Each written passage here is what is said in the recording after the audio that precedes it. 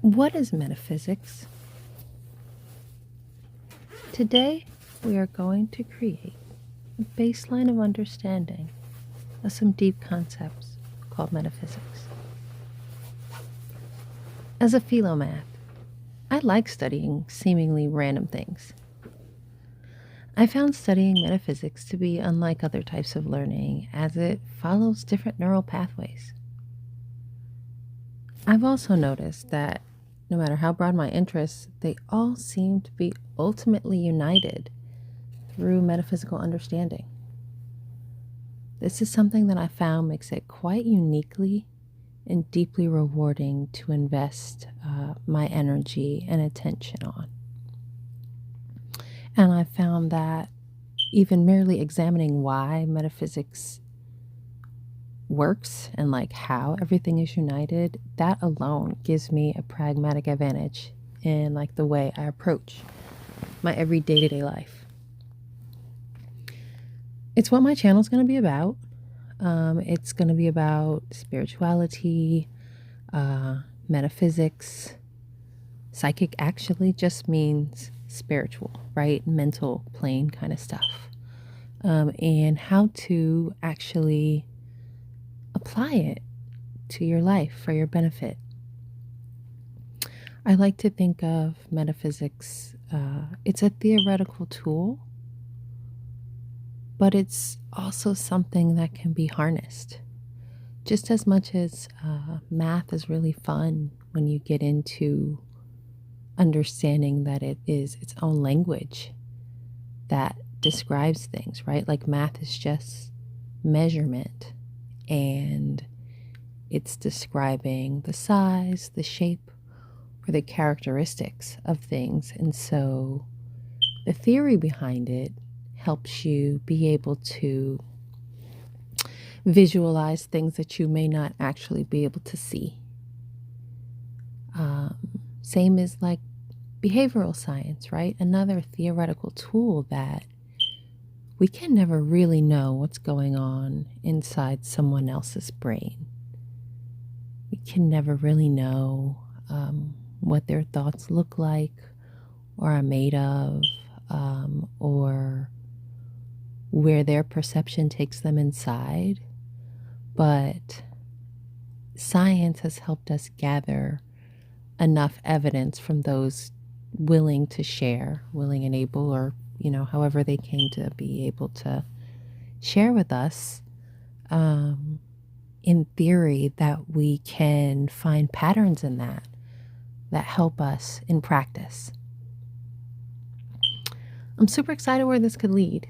I think that a big part of this learning is going to be building bridges between you and I, building bridges between thoughts that feel disparate, emotions that feel separate, that separateness between you and I.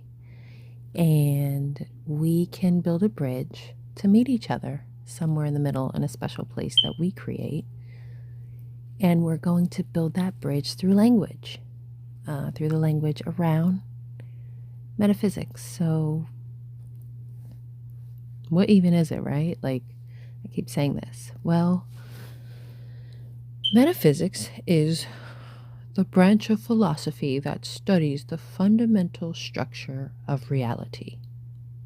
It's traditionally considered to be the study of the world's mind-independent features, right? Like we have things that we can think about and we can sense with our brain, and then there's things beyond that. And some theorists view this as an inquiry into human understanding. And that definition was generated by Google AI, because if you use Google, you're going to get AI right now. Oxford Languages defines metaphysics as a noun. 1, the branch of philosophy that deals with the first principles of things, including abstract concepts such as being, knowing, substance, cause, things like identity, even concepts that we feel like we do understand pretty clearly, like time and space. 2, abstract theory with no basis in reality. And I would say, for example, which they didn't give, but I did, would be a universal definition of reality. Metaphysics concerns itself with the things that you can learn in the silence.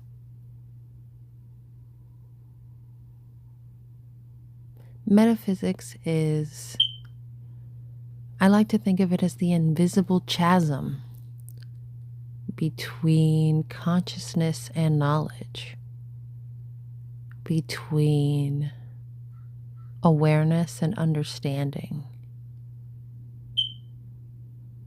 It's that thing that is in between the why and the because, and how we explain it, because there's a lot of different ways. It's not quite the stories that we tell ourselves, but maybe more like where they came from. It's definitely about thinking about thought and how thought shapes one's perspectives, one's understanding, one's experience, and one's reality, actually. Wikipedia explains that metaphysical discussions, they tend to revolve around 3 things. The first one is what's called natural theology, which is the study of spirituality, the nature of creation, religious issues, and God, which, that's going to be a lot of this. Another one, number 2, universal science, the study of these underlying principles of all science. What makes our universal physical laws universal? Why is gravity everywhere? I don't know, but it's a journey, so maybe we'll find out together. And the third thing that it's about is ontology, the study of being and existence, including how to classify entities and their properties and how change affects them. Thank you, Wikipedia.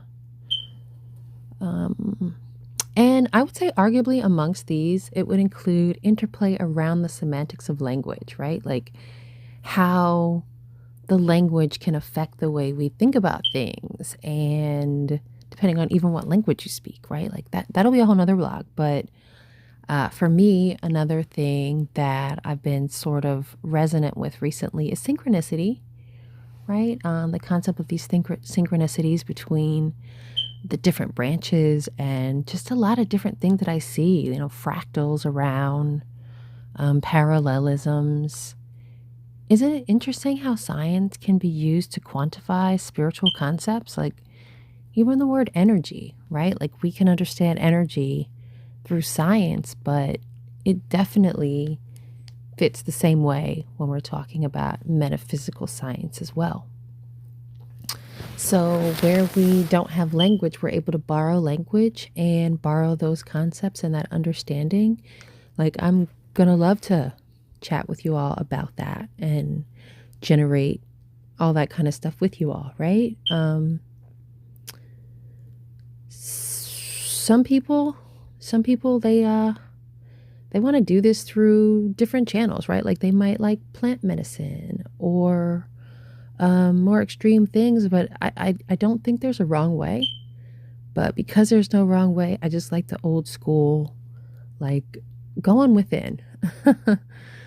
A good old meditation session, it feels fine by me, right? It feels like if I sit there long enough, obviously there's a bunch of thoughts that are happening, but if I sit there long enough, I start to hear, see, experience beyond my 5 senses, right? By like trying to shut them out, but not trying, just sort of letting them go for a moment. There's so much knowledge there in the silence for me. And so there's no wrong way to access the truth, right? As long as you're getting to that same truth. It's like so many of those streams will eventually meet up in the river and the creek and so on and so forth, and then join the ocean, that oneness. Some might be taken through a lot of pollution. Some might be, dragged over rocks. Some might be muddy and dragging sediment, right? Like that kind of pollutes the ocean. So we also have to think about how what's the Maya around the pathways that we take, right? What are the levels of karma and undoing and ununderstanding, and how much do we have to like tease out from the methodology that we use, from the knowledge that we get, and where we end up with that. And so I just find like it gets super simple when I'm just when I'm using my breath, when I'm using my inner chemistry. So yeah, I advocate for it through, just meditation and non-medicinal methods, non-external medicinal methods, just using personal inquiry and reflection. But, you're responsible for you, take care of yourself. But anyway, like because of this crossover effect between all the disciplines with the rational thought and this intuitive understanding, whether you do it through plant medicine or not, it can actually become useful. Like because of the fact that things that come from science can explain metaphysics, and things from metaphysics are real enough to be sort of described in science, even though they're both kind of invisible in a bunch of ways. It can be really useful, especially when it comes to like the social world, right? Not just the physical realm, but the 3D world, the social world, like in that unsaid stuff between people, right? Like that's where I found metaphysics to be more beneficial than ever. I sort of came to it very naturally. I sort of feel like it was my original understanding, and over time the world just kind of like talked us out of it all, right? Like we kind of got taught other things over top of this. But when I sit in that silence, I start to remember what I used to remember. And a lot of it is like before there were words, right? Like I was learning stuff, a lot of stuff, more stuff than I ever learned in my life before I knew how to think with words. And I can still access that part of myself, that true part of myself, that realizes that I am not my thoughts, but I am an observer of my thoughts, and I am not my body, but I am really privileged to have a body for right now, and like to be able to use it to navigate this 3D world, because I know there's like it's all here, it's all now, and so I'm just sort of like grateful for this human experience. And sometimes it just goes by so fast. There's so many distractions, and I have to take a moment of just kind of quiet to reset, to try to go within myself. And so like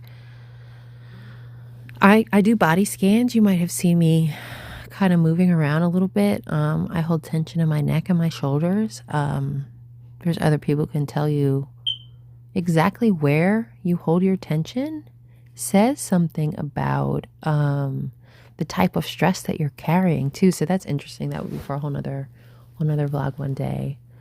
But yeah, I like to do body scans and see what I can learn about myself from one body part to another. Because there's like whole systems, there's organs, there's whole systems in there that are doing their own thing, and they're all a community. There's like community inside of me, and do they get a chance to really tell me how they feel? Am I checking in with them? Usually just when I'm doing this, or like, when your stomach growls and you're hungry, it literally has evolved to learn how to like talk to us. And if you wait for that. So I'm just trying to figure out a way to connect more with my body through my breathing and through just sitting with myself. And this actually was I think this was a pretty great example, because I literally did not have on a timer. I was using the headphones just to kind of block out noise, because I do get kind of distracted, and As you see, I was pretty much siddled for a while until my eyebrow itched right then. And I opened my eyes weirdly exactly at the 15-minute mark. I literally did not have a timer. Um, it's just, I'm starting to get in rhythm with myself, I guess. And that is my hope for us, that we can do things like this together, maybe just be present with each other and support each other on that journey. I'm not an expert. I'm just an apostle like you, just a disciple. We're teachers to each other. But I hope you were able to share that session with me.